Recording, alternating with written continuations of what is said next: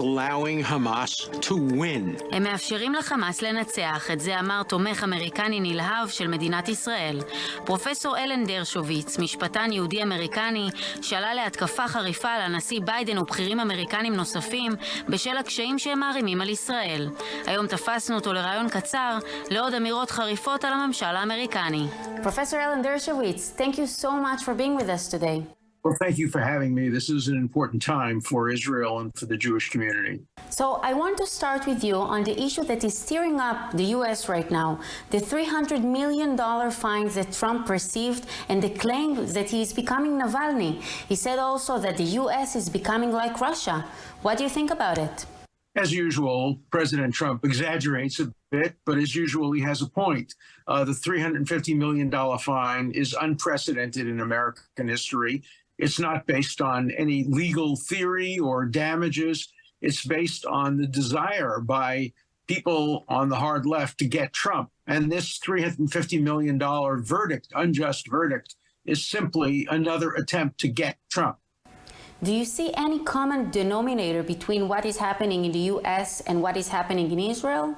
There's an attempt to get Bibi. I have no doubt about that.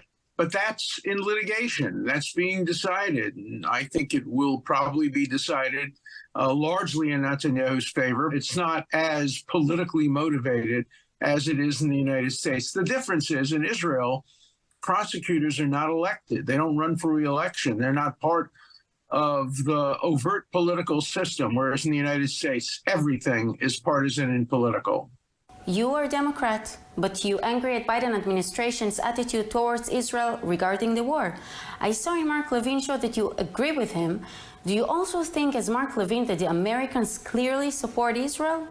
I think that most Americans support Israel, but not among the very young, and not among African Americans, and not among radicals. And there is a growing hatred for Israel based on a failure to understand.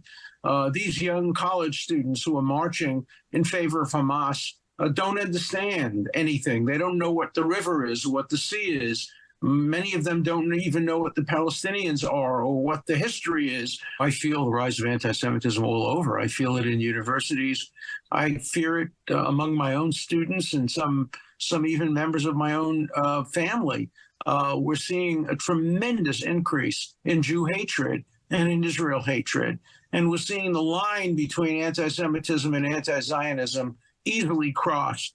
And so this is an existential battle, not only for Israel, but for the status of the Jewish people around the world. Why doesn't Biden understand this and change his mind? Because he cares about being reelected, and he cares about Michigan. Michigan is a very, very important state. It includes a very large number of Muslim Americans and Arab Americans, and they have threatened to stay home if he doesn't shift away from Israel. Do you think the Palestinians deserve a country? The Palestinians do not deserve a country. The Kurds deserve a country.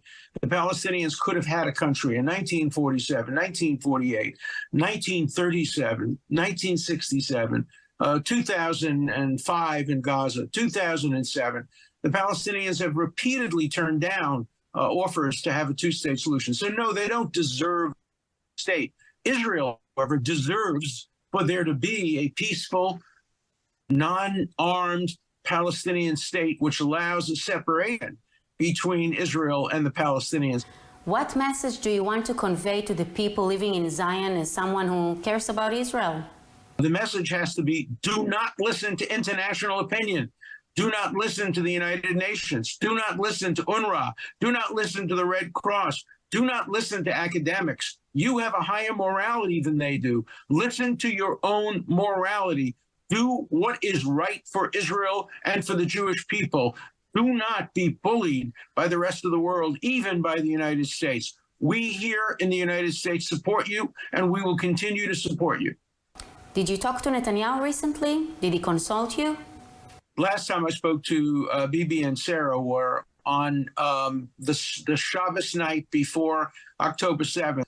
That's the last time. He's been pretty busy ever since, and I wish him well in trying to win the war. So how do you think he should maneuver against the Biden administration? Israel's fate should never depend on who wins an American election. Israel should be supported by both parties, and Israel should not take positions on which party or which person should win an American election. Professor Dershowitz, thank you so much for this interview and the great work you do. Much appreciated. Take care. That's all I'm able to do, and I'll do it until as long as I have strength. Thank you. Great questions. I appreciate, and nice meeting you.